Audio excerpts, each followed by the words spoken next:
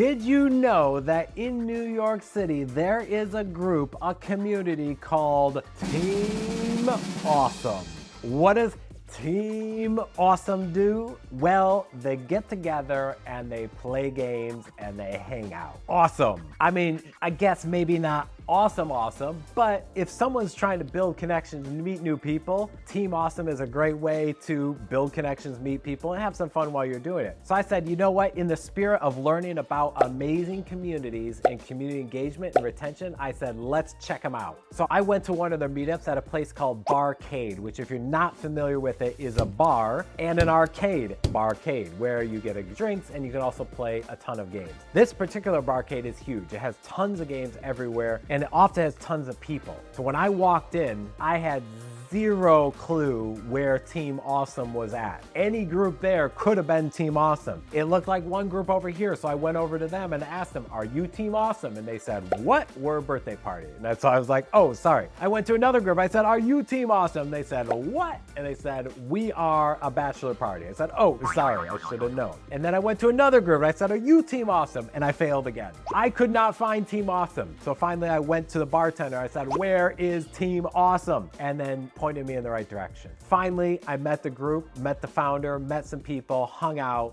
and had a good time. I put a lot of effort into finding Team Awesome at that event. And that's only because I was dedicated to finding this group and learning about them. I guarantee you that 98% of people won't be as dedicated as I was to find that group if they walk in and had to ask 3 different groups, get rejected 3 different times before they actually found the group they were looking for. So there's some key lessons here. We as community engagers, community leaders, can learn about this. The first lesson is that if you're going to host your event, your group, in a space that has other people, make sure A, you have a dedicated space just for your group and have some signage that acknowledges this is our group, these are our people. And if you don't have signage, then make it very clear in the email to let the people know who to look for as soon as they come in. Like, look for the tall redhead, that's the one you need to meet. All right, that's the first thing.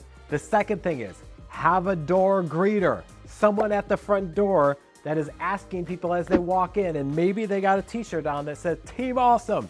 So if I walk in and I see Team Awesome, I go, oh, hey, I'm here for Team Awesome. And they go right this way and they can point me to that person. That's the second thing. And then the third thing is that as this event unfolded, there was zero agenda, zero schedule. It was kind of like show up, grab a drink, say hi, play games. There was no schedule for meeting people. There's no schedule like we're all gonna play this game at this time. There's no let's all get together in the beginning, say our hellos, and then disperse. There was no ending to the event. It was kind of like a scattered, like if you took an anthill and squished it, all the ants would just go running. That's kind of what it felt like. We walked in, grabbed the drink, said hello, and then so throughout the rest of the night, I kind of had to walk around randomly and sort of remember, was that person in the group? Was that person in the group? Was that person in the group?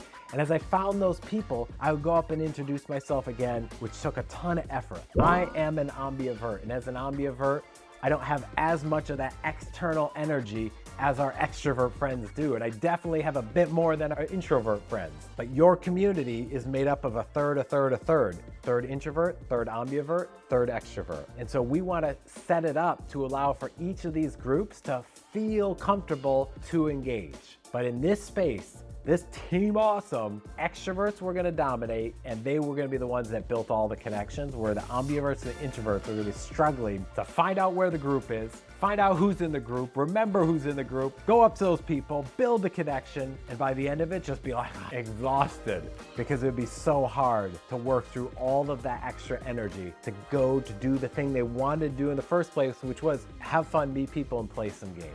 So I hope that you take these into your community, into your next event, and help you to engage your people. My name is Tom. I'm always trying to help you to engage your people and bring them onto your dance floor. With that, I'll see you in the next video.